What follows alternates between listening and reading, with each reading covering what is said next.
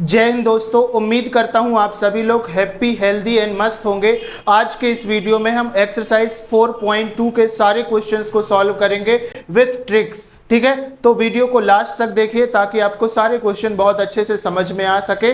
तो हम move on करते हैं क्वेश्चन नंबर 1 की ओर। ठीक है, तो ये है हमारे पास क्वेश्चन नंबर 1। सबसे पहले क्वेश्चन रीड करना है। तो क्वेश्चन क्या है हमारे पास, find the root of the following quadratic equation by factorisation. मतलब हमको क्वाड्रेटिक इक्वेशन दिए हैं, इसको फैक्टराइजेशन मेथड से हमें सॉल्व करना है। और हमारे पास फर्स्ट क्वेश्चन क्या है, X square minus 3x minus 10 is equal to 0। ठीक है, तो इस तरीके के सारे क्वेश्चन को सॉल्व करने की एक ही मेथड होती है जब भी आपको फैक्टराइजेशन मेथड से सॉल्व करने को बोलेगा। तो ये हमारे पास क्वेश्चन दिए है, तो इसमें सबसे पहले आपको सॉल्व करना है। ठीक है, सॉल्व करना है, मैं आपको ईच स्टेप बता दे रहा हूं, यही स्टेप आपको एग्जाम में फॉलो करना है। तो देखो, सबसे पहले क्वेश्चन लिख लो, X square minus 3x minus 10 is equal to 0।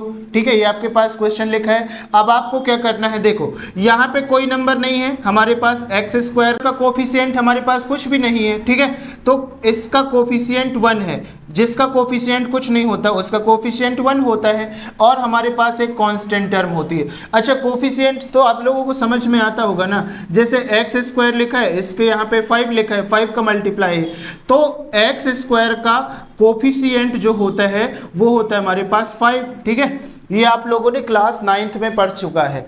अब जैसे यहाँ पे देखूंगा x का कोफिशिएंट क्या है, 3 है। ठीक है, तो इस तरीके से, तो देखो यहाँ पे हमारे पास एक्स स्क्वायर का कोफिशिएंट 1 है और हमारे पास कांस्टेंट टर्म 10 है। तो फर्स्ट वाले का मल्टीप्लाई लास्ट के साथ करेंगे तो हमारे पास 10 आएगा। ठीक है, इसका इसमें मल्टीप्लाई करेंगे तो कितना आएगा, 1 इंटू 10 इज इक्वल टू 10 आ गया। ठीक है, अब क्या करना है आपको, सिंपल, जो ये 10 आया है 10 का आप लोगों को फैक्टर कर देना है। ठीक है, तो क्या होगा फैक्टर, 2 5 जा 10 हो जाएगा और 5 1 जा 5 हो जाएगा। मतलब फैक्टर क्या आया, 2 इंटू 5 आया। मल्टीप्लाई करने पे इन दोनों नंबर का प्रोडक्ट आना चाहिए, मतलब 10 आना चाहिए, और सब्सट्रैक्ट करने पे प्लस या माइनस करने पे हमको बीच वाला नंबर चाहिए। तो देखो, अगर यहाँ से 5 इंटू 2 करते हैं, 5 इंटू 2 करेंगे तो हमारे पास 10 मिल जाएगा। ठीक है, जो इसकी कंडीशन को सेटिस्फाई करेगा, और 5 में से 2 सब्सट्रैक्ट कर देंगे तो हमारे पास 3 बचेगा। जो मैंने बोला यहाँ पे कि भाई प्लस या माइनस करने पे हमको बीच वाला नंबर चाहिए, कोफिशिएंट ऑफ एक्स वाला। तो यहाँ पे देखो 5 माइनस 2 करेंगे तो यहाँ पे 3 मिल जाएगा। ठीक है, दैट मीन्स हम इस नंबर को ऐसे फैक्टर कर सकते हैं। तो इसका फैक्टराइजेशन बाय द वे क्या होगा, एक्स स्क्वायर लिखा है माइनस 3x को हम क्या लिख सकते हैं, 3x को लिखेंगे 5x माइनस 2x। तो इसको लिख दो आप लोग, माइनस का 5x, ठीक है, प्लस का 2x। ठीक है, -5 से प्लस का 2 जाएगा तो हमारे पास माइनस का 3 बचेगा। 5 इंटू 2 करेंगे तो हमारे पास 10 हो जाएगा। ठीक है, जो कि प्रोडक्ट ऑफ फर्स्ट नंबर और लास्ट नंबर है। तो ये हमारे पास सही है।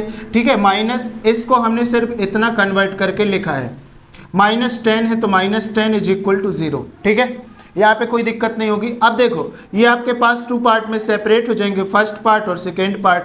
तो इससे हम लोग x कॉमन ले लेंगे। ठीक है, क्योंकि x यहाँ भी है और यहाँ भी है, तो यहाँ से जब x कॉमन लिया तो यहाँ पे 2x था, 2 टाइम्स x था, यहाँ पे बचा x माइनस 5, क्योंकि ये वाला x तो बाहर आ गया, प्लस है तो प्लस लगाओ।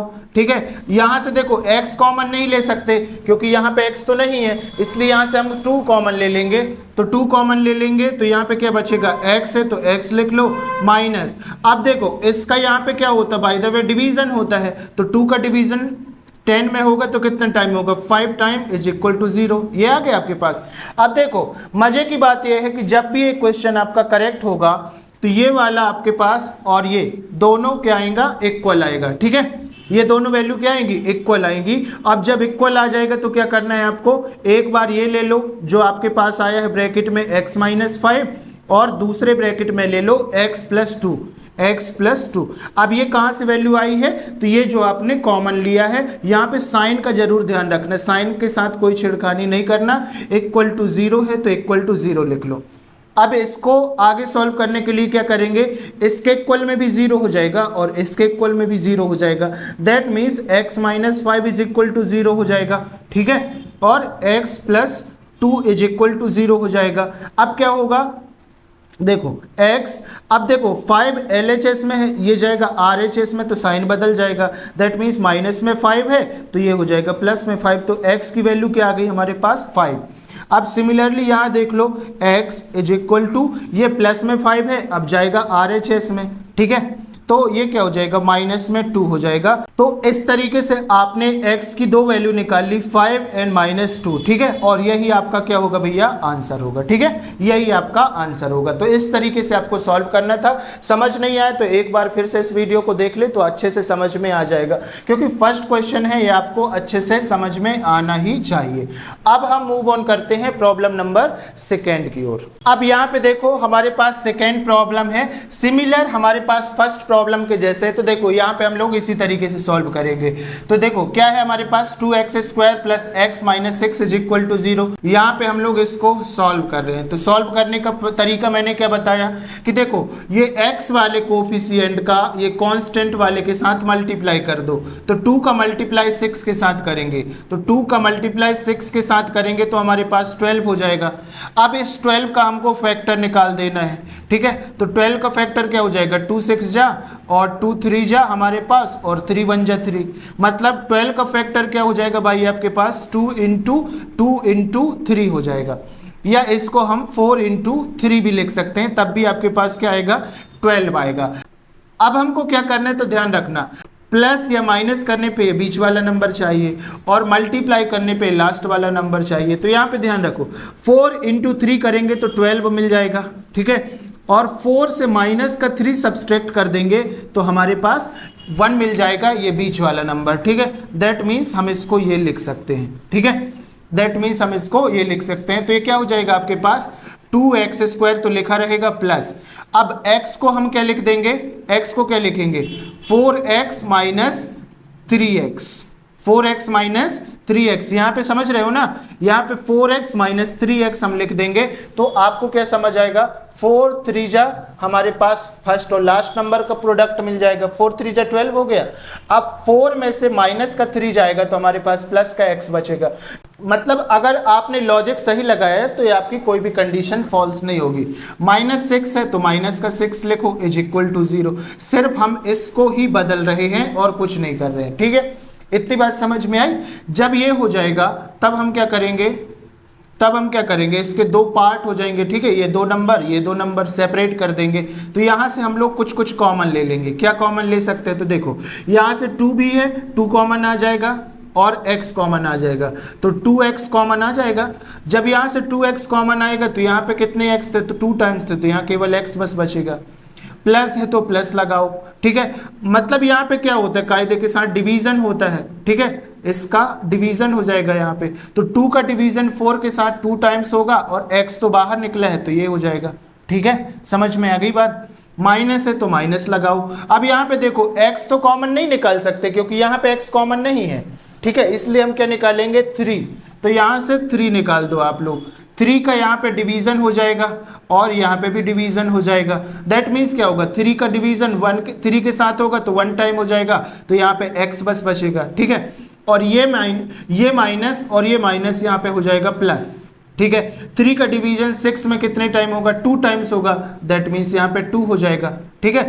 3 2 जा 6 होता है ना, 3 2 जा 6 होता है ना, तो 3 का डिवीजन 6 में 2 टाइम्स, तो ये आ गया इज इक्वल टू 0 आ गया।